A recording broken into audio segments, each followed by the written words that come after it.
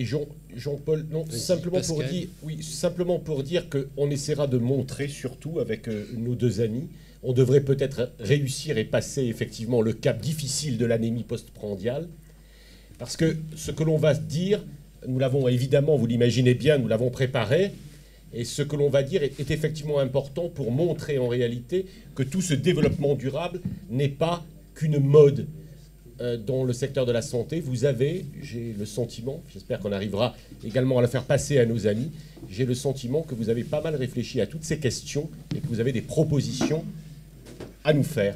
Alors, on vous écoute et puis on va essayer effectivement d'être également, après chaque intervention, de vous redemander, si nécessaire, de repréciser les analyses que vous avez développées avec nous. Bien, merci beaucoup.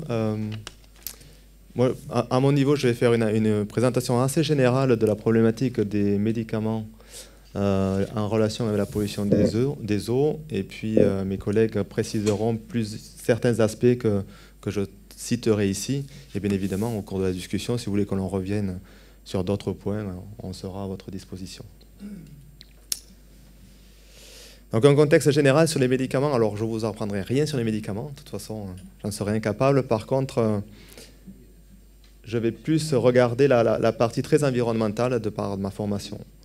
Donc, la présence de médicaments ou de produits médicamenteux ou de résidus de médicaments dans les eaux ou dans l'environnement est une problématique d'un point de vue environnemental et santé publique qui est considérée comme émergente, dans le sens où elle n'est pas récente parce que des médicaments, on en consomme depuis un certain nombre d'années. Mais par contre, la problématique de la relation entre l'assiette présente et la pollution a suscité depuis un certain nombre d'années un intérêt de plus en plus important. D'autre part, la communication, qu'elle soit scientifique et publique, elle n'est pas très heureuse, et j'ai mis des guillemets pour ne pas être un peu plus fort dans mes propos, et vous en verrez un exemple à la fin.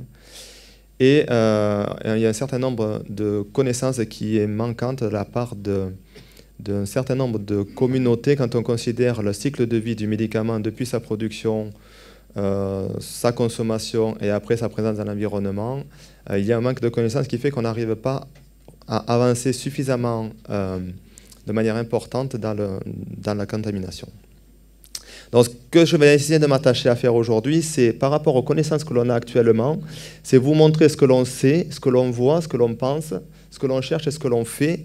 Et ma dernière diapo, ça sera ce qu'il ne faut pas faire. En tout cas, il y a un exemple qui m'est très cher et bon, on le verra à la fin. Donc, ce que l'on sait, à peu près, alors ça c'est des chiffres qui sont très approximatifs, mais on considère qu'il y a à peu près 3000 principes actifs qui sont commercialisés et qui sont utilisés en thérapie. Depuis 2006, tout nouveau médicament est soumis lors du dossier d'AMM à une évaluation du risque environnemental, évaluation qui est faite, mais qui ne conditionnera pas la mise sur le marché, contrairement aux médicaments vétérinaires. Ce que l'on sait également, c'est que de nombreux produits pharmaceutiques ont été retrouvés dans l'environnement, mais quand on dit nombreux, c'est assez faible par rapport au nombre de principes actifs qui existent, puisqu'on considère qu'il y a à peu près 10 à 15% des produits pharmaceutiques que l'on retrouve dans l'environnement, mais je fais la précision parce qu'elles sont recherchées. En fait, aujourd'hui, par rapport aux capacités analytiques que l'on peut avoir pour les eaux de l'environnement, on est capable d'aller rechercher tout et n'importe quoi, sauf que jusqu'à présent, on a ciblé les recherches sur à peu près 400 molécules, donc on voit qu'il y a 90% des molécules médicamenteuses qui ne sont pas recherchées, donc par voie de conséquence, qui ne sont pas présentes. Et en fait, les sources d'émissions identifiées, c'est les domiciles, les hôpitaux, les industries, pour le médicament humain et bien évidemment les vétérinaires.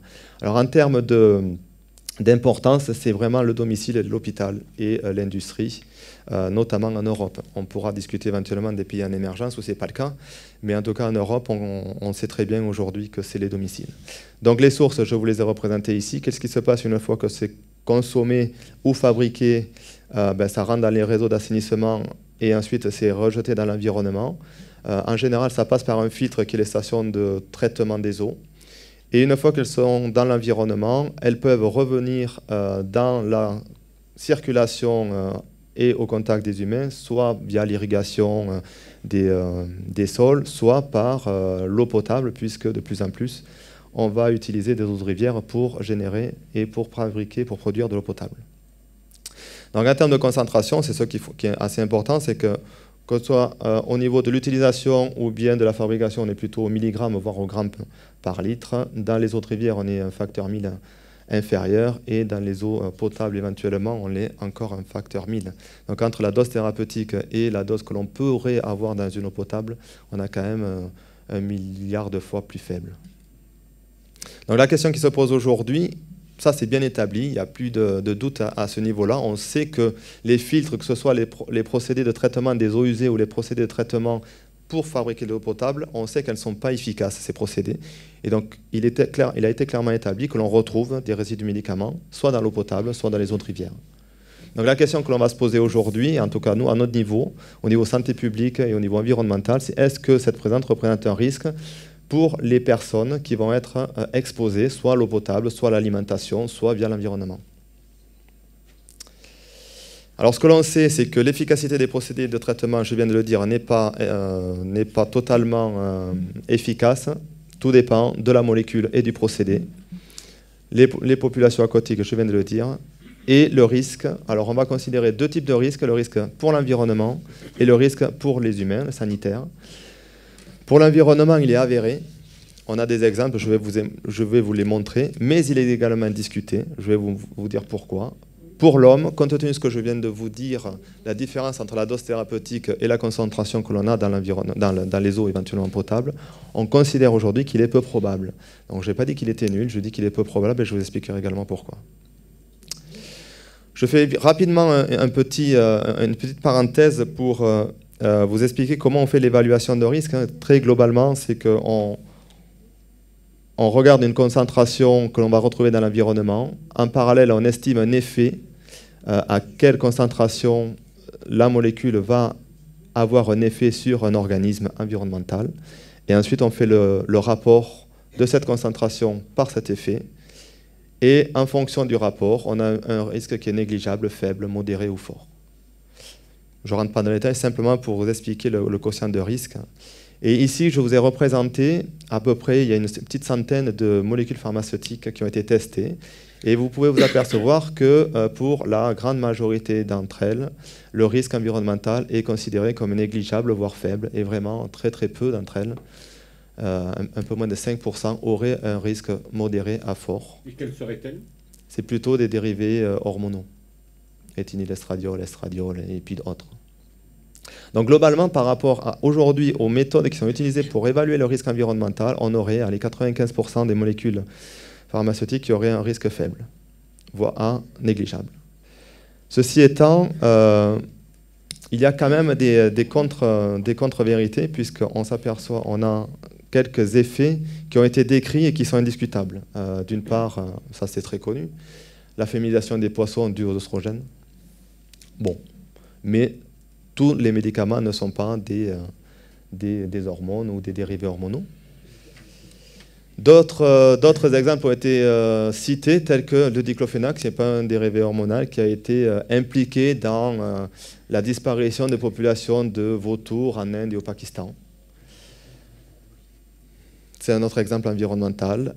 D'autres exemples qui sortent également, qui ne sont pas sur des effets ultimes, mais ici vous avez par exemple un exemple de poissons qui ont été pêchés proches d'usines pharmaceutiques et qui ont montré des malformations au niveau de leur structure. Alors ici c'est des formations de l'abdomen, on a aussi pêché quelques poissons qui avaient des tailles qui étaient différentes. Et le dernier qui est intéressant, c'est celui-ci qui date de 2013. Bon, ce sont des journaux scientifiques de renom, le dernier c'est Science, qui a montré que l'exposition de poissons à des faibles dilutions d'agents psychotropes entraînait une modification du comportement sociétal du poisson. Donc globalement, en fait, il s'isole, il ne va plus avec le banc, il nage moins vite, etc. Ceci entraînant quand même un danger pour lui, puisque s'il ne va pas avec sa communauté, ben, il va être plus propice à la prédation qu'en temps normal. Vous ne nous rassurez pas à la grande mode, ça. Parce que, comment? C'est pas à la grande mode. Non, ça, non, je vous rassure. Mais non, mais ce qui est important de dire, c'est que par rapport au schéma que j'ai présenté précédemment, qui vous montrait que 95% des médicaments n'ont pas d'effet, ce qu'il faut bien se rendre compte, c'est que les paramètres qui sont utilisés aujourd'hui pour évaluer l'effet des médicaments, ce sont les mêmes paramètres que l'on utilise pour évaluer l'effet des pesticides, des métaux lourds, d'autres micropolluants que l'on trouve dans l'environnement. Or, vous êtes bien placé pour savoir que les médicaments, ce ne sont pas des pesticides, ce ne sont pas des métaux lourds, ont des modes d'action, ont des spécificités qui sont différentes. Et en tout cas, on a un certain nombre à considérer que les méthodes qui sont utilisées aujourd'hui pour évaluer ces effets ne sont pas adaptées à nos molécules. Et ça, on le voit bien avec ces exemples-là. Typiquement ici, c'est un comportement sociétal ou social d'un poisson qui est mis en cause. Au-dessus, c'était une malformation de l'abdomen. C'est plus la mort du poisson, c'est simplement une malformation. Et on verra, Madame Hiller, qu'il y a un certain nombre d'exemples encore qui vont dans ce sens-là. Concernant l'humain, je l'ai déjà dit, il semble largement admis que l'exposition des humains ne représente pas de danger. Le problème, c'est que, alors, ceci étant dit parce que la dose d'exposition est 1 milliard de fois plus faible que la dose utilisée thérapeutiquement. Et donc la toxicité directe et de manière aiguë aux concentrations environnementales est extrêmement faible. Le problème dans ce cadre-là, c'est qu'on ne considère essentiellement qu'une voie d'exposition qui est l'eau potable. Il y a très très peu d'études qui ont regardé l'exposition via l'alimentation, via la transmission de contaminants dans l'alimentation. Et depuis 2-3 ans, on voit apparaître un certain nombre d'études qui montrent l'assimilation par des végétaux. On a retrouvé des résidus de médicaments dans les fans de carottes, dans le chou-fleur, etc., qui sont dus en fait à de l'irrigation contaminée et au niveau des cultures. Alors, attention, je fais bien la distinction entre contamination et pollution, il faut bien la faire aujourd'hui. Un milieu contaminé est un milieu qui présente une substance qui ne devrait pas être dans ce milieu, mais elle n'est pas forcément polluante dans le sens où on a une pollution lorsque cette substance présente dans le milieu dans lequel elle ne doit pas être entraîne un effet biologique sur les organismes.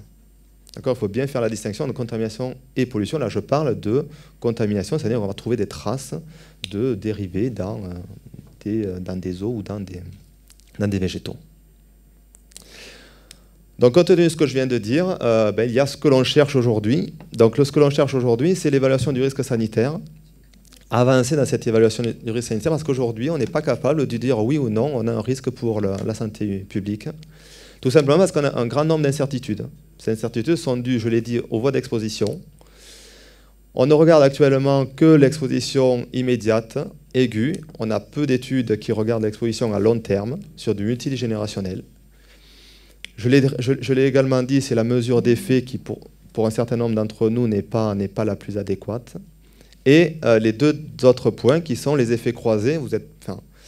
On sait bien qu'il y a un certain nombre de médicaments qui ne doivent pas être utilisés en même temps. Là, dans l'environnement, on va les retrouver ensemble. On va avoir des cocktails entre médicaments, mais également d'autres micropolluants qui peuvent être présents. Et c'est vrai que les effets de mélange, on appelle ça les effets cocktails, sont très très peu analysés. Ceci dit, ce n'est pas forcément évident à faire. Et enfin, on ne considère pas non plus dans les études d'évaluation de risque les métabolites issus du corps humain et ou les produits de transformation issus des procédés de potabilisation ou de traitement des eaux usées. Tout ça fait que l'évaluation du risque aujourd'hui sanitaire, elle est probablement négligeable, mais de mon point de vue, en tout cas, ce qui est sûr, c'est qu'elle est sous-estimée et on a besoin d'aller plus loin dans cette démarche-là.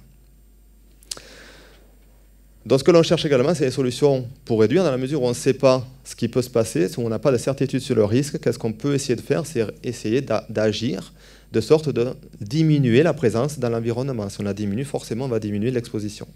Donc là, j'ai représenté très, très simplement le cycle de vie du médicament, depuis sa production, prescription, la dispensation, le patient, l'utilisation, et ensuite quand c'est au milieu de récepteurs. Si on considère ici une frontière qui est l'usage, on peut agir en amont, avant l'usage, ou en aval, une fois qu'on l'a dans l'environnement. Et donc, qu'est-ce que l'on fait? Donc, au niveau production, il y a des travaux qui sont sur la chimie verte, la pharmacie verte. Travailler sur des molécules qui vont avoir un indice PBT qui sera plus faible, et vous verrez ce qu'est l'indice PBT tout à l'heure. On peut travailler sur la prescription, sur les doses, sur les pratiques médicales. Là, c'est pour ça que c'était très intéressant. Je vous en remercie de nous avoir invités parce qu'on peut discuter un petit peu de cet aspect-là. On peut travailler au niveau du patient en termes de comportement. Qu'est-ce qui fait des médicaments non utilisés, les médicaments périmés, en termes d'usage, d'utilisation, qu'est-ce qu'ils font? Est-ce qu'ils vont acheter n'importe quoi, n'importe où, par Internet maintenant, etc. Ou alors, après, on peut travailler sur l'environnement, mais là, je ne m'y attarde pas. Je voulais simplement vous montrer alors c'est un peu compliqué, mais c'est quelque chose qui a été publié par les Américains en 2008. Donc c'est quelqu'un qui est très connu dans ce domaine-là. Les Américains, il faut bien le dire, sont un peu en avance sur nous. Ici, en fait, c'est tout ce qui pourrait concerner l'audience aujourd'hui, en termes de prescription, délivrance et utilisation par le patient, qui se traduit par de la présence dans l'environnement.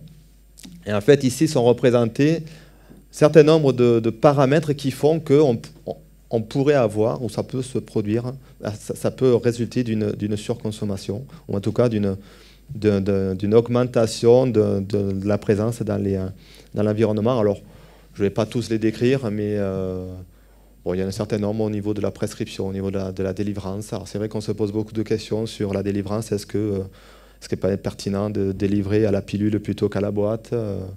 La vente à Internet, moi je me pose beaucoup de questions. Ça vient d'être autorisé aujourd'hui, mais je ne pense pas que ce soit une bonne chose.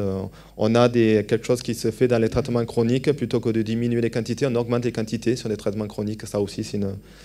Au niveau du patient, il y a un phénomène qui est la non-adhésion au traitement. Ça, vous êtes mieux placé que moi pour le dire. Ou la non-conformité. La non-adhésion, c'est des personnes qui pensent que le traitement ne fonctionne pas, qui reviennent voir le médecin et qui redemandent un autre traitement, mais sauf qu'ils ont acheté les médicaments et qu'est-ce qu'ils en font? Enfin, un certain nombre d'aspects comme ça qui, à mon sens, pourraient être... on peut travailler dessus pour limiter la présence.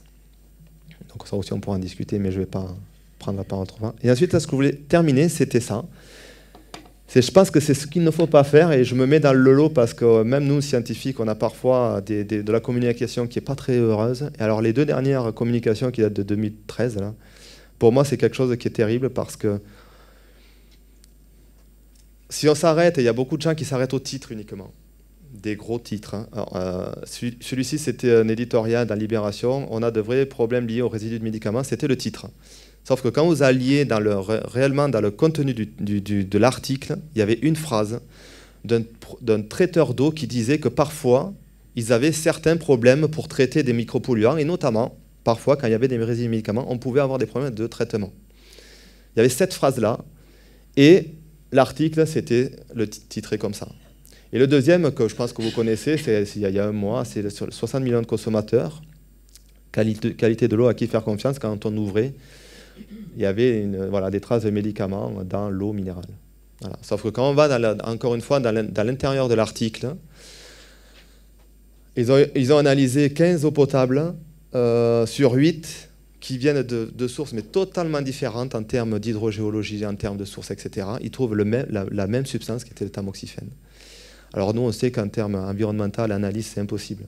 Enfin, c'est très très peu probable, je ne vais pas dire impossible, mais il est très très peu probable de trouver pour des sources qui viennent de 10 endroits différents, avec des profils géologiques différents, trouver la même substance dans toutes ces... Enfin, pour moi, c'était une ineptie. Et en fait, quand on lit l'article, il est clairement écrit qu'on ne peut pas mettre sous silence la possibilité d'une erreur analytique, et donc il conviendra de refaire des analyses pour s'assurer que... Mais vous savez, c'est comme le petit astérix dans les publicités que l'on voit en bas. Sauf que le problème, c'est que le gros titre, qui a fait le 20h de TF1, etc., c'était ça. Et quand je dis que c'est ce qu'il ne faut pas faire, c'est parce que derrière, il y a une psychose qui monte, il y a une pression médiatico-politique qui monte. Et du coup, à la fois, tous ceux qui sont concernés par le cycle de vie du médicament, de la production jusqu'à nous, environnementalistes, ou les personnes qui regardent au niveau des patients, en fait, on est sous pression, on n'est pas serein dans l'analyse du risque. Et je pense que ce n'est pas très profitable pour tout le monde, en fait. Merci, on vous applaudit pour cette présentation.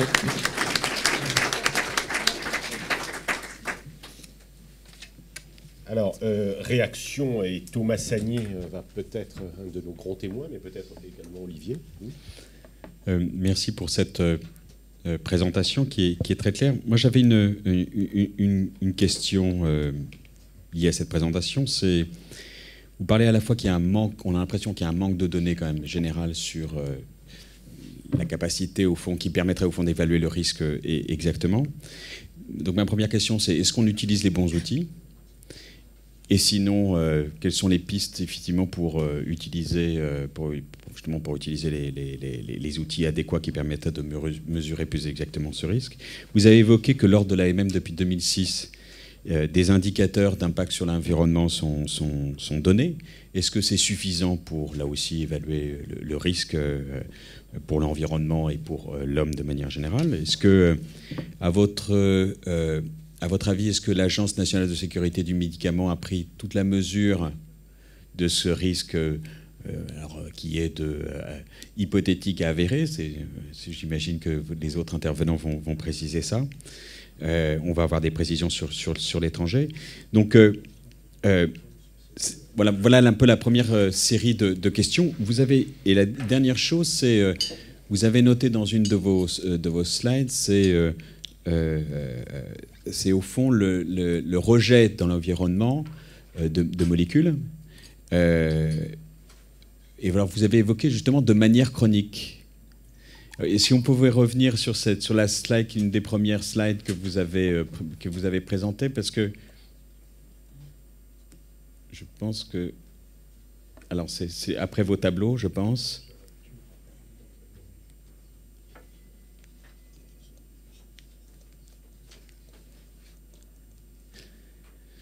Voilà, c'est ça. Le deuxième point, c'est les populations aquatiques terrestres sont exposées à des faibles doses de manière chronique permanente. Vous n'avez pas insisté sur ce fait-là. Quel est pour vous, au fond, quelle est l'influence de cet aspect au fond, c'est un rejet qui serait, au fond, permanent. Ouais. Voilà. Alors, en fait, tout est lié. L'effet dose, quoi, Exactement. au fond. Tout est lié dans vos questions. Alors, pour revenir sur les deux premières par rapport à l'évaluation du risque et est-ce que les bons outils, est-ce que l'AMM, etc. J'ai essayé d'un point de vue d'un certain nombre d'entre nous, les outils ne sont pas les bons. Parce qu'aujourd'hui, l'évaluation du risque se fait avec trois indicateurs, trois organismes d'un réseau trophique environnemental, donc qui sont le poisson, une algue et puis et la daphnie. Ouais. Et en fait, quand on regarde aujourd'hui, c'est l'effet ultime qui se passe sur ces trois organismes. C'est la reproduction de la daphnie, c'est la mort du poisson et c'est la croissance de l'algue. Donc on s'intéresse tout de suite à un effet ultime. En fait, on va s'apercevoir, et je pense que Mme Miller donnera des exemples à ce niveau-là, qu'il y a des effets qui se produisent, mais à des niveaux moléculaires, à des niveaux génétiques, qui ne permettent pas d'observer tout de suite une modification, soit de comportement, soit physiologique, soit phénotypique de l'organisme. Et comme ces paramètres-là ne sont pas pris en compte, on considère que ce n'est pas toxique. L'exemple de l'article de Science qui dit que le poisson a son comportement qui est altéré parce qu'il est au contact de psychotropes, ce n'est pas considéré comme un effet toxique, puisque dans l'évaluation du risque sanitaire, ce paramètre-là ne va pas être considéré. Or, pour moi, c'est quelque chose de... c'est aberrant, parce que si le poisson ne va pas avec son banc, si il nage moins vite, si il s'isole, forcément, ça représente un risque pour le poisson. Mais ça ne va pas être considéré comme un effet toxique. Et le manière chronique, c'est aussi en relation, parce que ces tests, c'est plutôt sur de l'aigu. C'est-à-dire qu'on va exposer un de ces trois organismes à une concentration de ce type-là, nanogrammes, microgrammes, sur une courte période.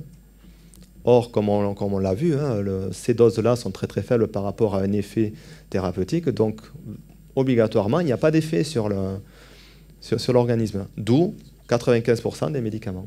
Mais quand on va un peu dans le détail, et Mme Miller le dira, et le montrera, on s'aperçoit qu'il y a des effets qui sont un peu... je vous mets la pression un peu. On verra qu'il y a des effets quand même qui sont non négligeables, qui pourraient être non négligeables. Vous reviendrez, les unes ou vous-même, monsieur, vous reviendrez sur les médicaments qui sont donnés aux animaux, antibiotiques notamment. En tout cas pour ma part, j'ai regardé uniquement la partie médicaments à usage humain. Ce qu'il faut par contre préciser, c'est que le médicament vétérinaire, sur sa autorisation avant qu'il soit mis sur le marché, l'évaluation du risque environnemental est une condition sine qua non pour qu'il soit mis sur le marché. C'est-à-dire que si dans l'analyse environnementale, il est prouvé qu'il y a un risque important pour l'environnement, c'est un critère pour qu'il ne soit pas commercialisé. C'est la grosse différence. La problématique qui s'est produite il y a quelques années, mais c'est un peu moins aujourd'hui, c'est qu'un certain nombre de médicaments à usage humain qui n'avaient pas subi ces analyses-là étaient utilisés en vétérinaire. C'était ça la problématique. Et typiquement, l'exemple du diclofénac, qui est un médicament à usage humain, sur les vautours, c'est parce qu'il avait été donné en traitement au niveau des bovins, des vaches, etc., et qui avait accumulé ce médicament, enfin cette substance. Donc la différence, elle est quand même là, c'est que sur le vétérinaire, il y a quand même, a priori... Et est-ce que vous considérez que la NSM donc a conscience de ce risque ou le traite d'une manière ou d'une autre ou le... Alors, en fait, joker non, pas le joker, mais en tout cas, on est sous une ère... Ouais, faire l'appel à un ami. On est quand même sous un giron européen, hein, parce que la réglementation de 2006, elle vient de l'EMEA, qui est l'agence européenne sur le médicament. Et ensuite, après, on traduit ça en droit français, mais ça vient toujours d'en haut. Et aujourd'hui, il y a des tests qui sont demandés, et ce sont les tests dont je vous ai cité les exemples. Maintenant, on est en discussion avec la NSM. Dans toutes les réunions auxquelles on peut participer, il y a toujours un responsable de la NSM, un toxicologue de la NSM. Donc, on ne peut pas dire que la NSM ne se préoccupe pas de ce problème-là. Par contre, après, de là à dire qu'ils sont très, très actifs et proactifs, voilà. Par exemple, un gros exemple, par exemple, il est impossible ou quasiment impossible, malgré ce que l'on peut entendre, d'avoir accès, nous, en tant qu'environnementalistes ou toxicologues, écotoxicologues, au dossier d'AMM. Enfin, ou en tout cas, la partie environnementale du dossier d'AMM. Moi, je n'ai jamais réussi à en avoir une. Et pourtant, on a de bons contacts. Vous êtes en train de nous expliquer qu'en France, on demande une autorisation de mise sur le marché pour un médicament. Dans le dossier, on y met une partie étude d'impact environnemental, et elle reste sous le coude dans un bureau du ministère et personne n'en a communication. C'est ça que vous êtes en train de nous dire. Ouais, en gros... Ah non, mais que ça soit clair. Non, c'est pas tout à fait vrai. Non, c'est pas tout à fait vrai. C'est caricatural quand même, Pour éviter d'avoir l'impression après, et surtout d'avoir l'Alzheimer entre les questions et de ne pas pouvoir me répondre, je voudrais juste faire 2 arguments supplémentaires. Effectivement, il y a le problème que tous les médicaments que nous avons nouveaux, entre guillemets, sont sous AMM européen. Donc, ça veut dire que les dossiers sont effectivement, avec tout ce qu'a dit M. Roig, excusez-moi, je ne suis pas catalane, donc je vais dire M. Roig, parce que j'arrive pas bien à le prononcer autrement, il y a des données qui sont demandées lors de l'AMM, et là je suis totalement d'accord avec lui, qui ne sont pas du tout pertinents par rapport à ce qu'on cherche comme risque. De la même façon d'ailleurs qu'on a en pharmacovigilance, puisque les problèmes des doses cumulées, des effets à long terme, mutagènes, carcinogènes en pharmacovigilance, il faut se battre pendant des années pour arriver à faire quelque chose. Avec ça, on regarde que les hépatites cytolytiques, les insuffisances rénales aiguës, les choses comme ça, et que, comme c'est du domaine industriel, c'est extrêmement difficile d'avoir les données, parce que c'est la propriété industrielle des laboratoires pharmaceutiques. Donc, comment faire pour avoir connaissance à ces données-là sur le plan juridique français par rapport à l'Europe? C'est extrêmement compliqué.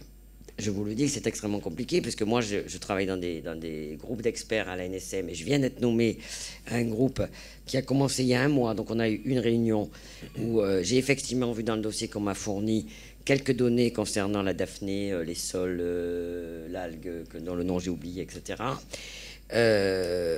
sur lequel, bien sûr, je ne peux pas ni vous en parler, ni faire état des lieux, dans la mesure où c'est un dossier confidentiel de l'industriel, et que si je vous en parle, demain, j'ai un procès tout de suite. Donc je pense qu'il faut travailler autrement. Il faut travailler autrement, parce qu'effectivement, il y a ce problème-là, et il y a le problème que, de toute façon, à mon sens, les données qu'on peut calculer de PEC, etc., au moment de l'AMM, sont un non-sens. Pourquoi sont un non-sens? Puisque l'industriel dit...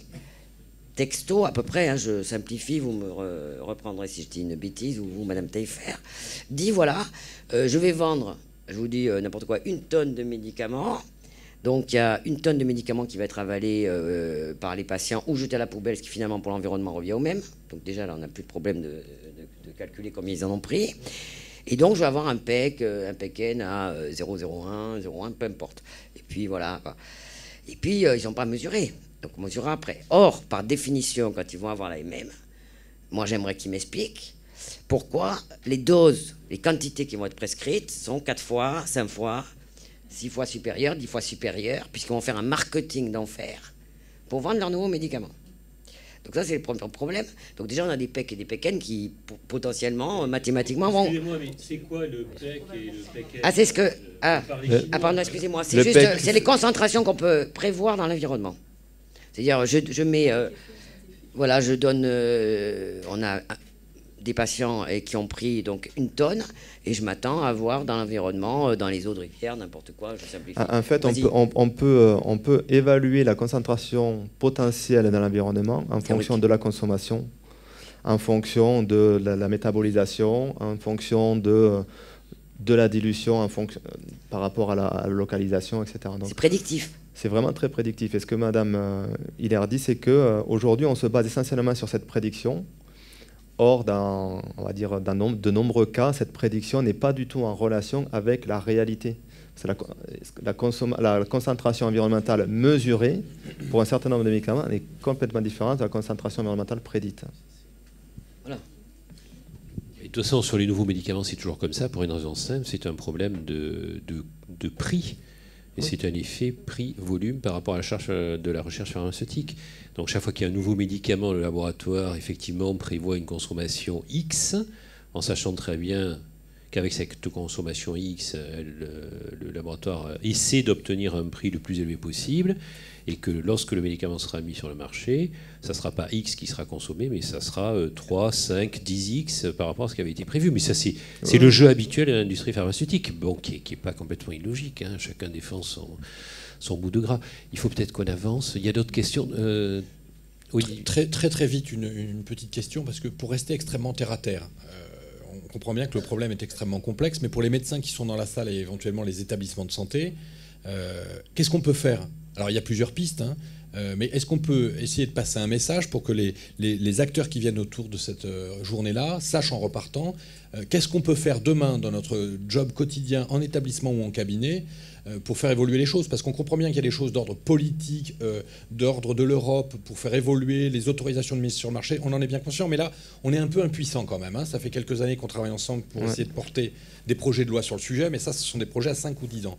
Demain, on revient dans le cabinet ou dans la clinique, dans l'hôpital. Qu'est-ce que concrètement je peux faire sur mieux adapter certains contenants, comment gérer le déchet que génère mon médicament sous forme de matière elle-même ou même de l'ordre du contenant, parce qu'il y a des problématiques liées au contenant. Donc, est-ce qu'on peut donner 2-3 pistes pour savoir ce que demain on peut faire dans le cabinet ou dans l'établissement de santé pour faire réduire un petit peu ces risques? Est-ce qu'il y a des pistes? Alors on ne va pas réduire les risques, on va réduire on va dire l'utilisation et la quantité qu'on va pouvoir avoir dans l'environnement. Parce qu'aujourd'hui, pour le risque, je ne vais pas en prononcer, mais c'est un petit peu ce que j'ai essayé de montrer là, c'est qu'on peut agir soit au niveau du patient, et là, qui c'est qui a la meilleure relation avec le patient? C'est un petit peu le médecin. On peut aussi jouer avec mais là, ça ne dépend pas de nous, on en parlait tout à l'heure, c'est les boîtes de médicaments qui ont 30 ou 40, je ne sais pas moi, pilules pour une utilisation où on en a besoin que 20 ou 25. Les 5 qui restent, qu'est-ce qu'ils en font? Est-ce qu'on ne peut pas passer, comme dans certains pays, à la dose unique, ou en tout cas au nombre suffisant?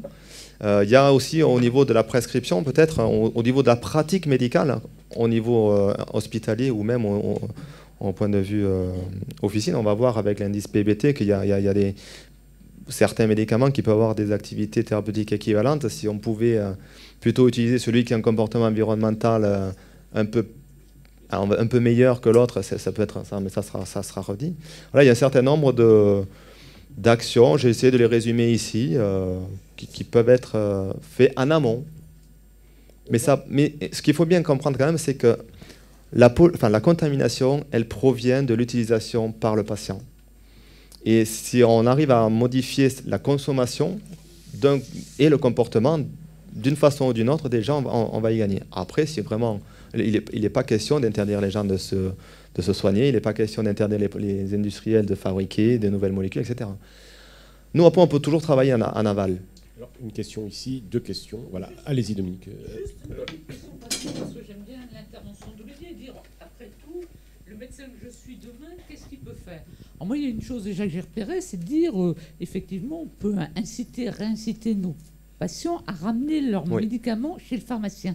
Mais y a-t-il vraiment une filière qui garantit qu'il y ait une bonne destruction au niveau environnemental de ces médicaments? Alors là, vous parlez, c'est une obligation des pharmacies.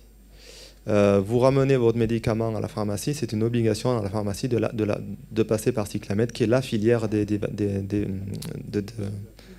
destruction. Et là, enfin, depuis quelques années, c'est de la destruction, c'est de l'incinération. Obligatoirement. C'est obligatoire. Depuis qu'il y a eu le scandale Cyclamètre, maintenant, c'est l'incinération uniquement. Juste une information de plus, parce qu'elle est importante. On vient de s'apercevoir que Cyclamètre n'avait pas le droit de récupérer les médicaments périmés dans les établissements de santé en France. Donc on est en train de porter un projet de loi pour étendre l'objet de Cyclamètre pour que les établissements de santé aujourd'hui aient une filière qui existe. Parce qu'il faut comprendre que sur le territoire, entre le médico-social et les sanitaires, il n'y a pas une seule filière qui existe pour reprendre ces médicaments. Ils n'ont pas le droit de les reprendre.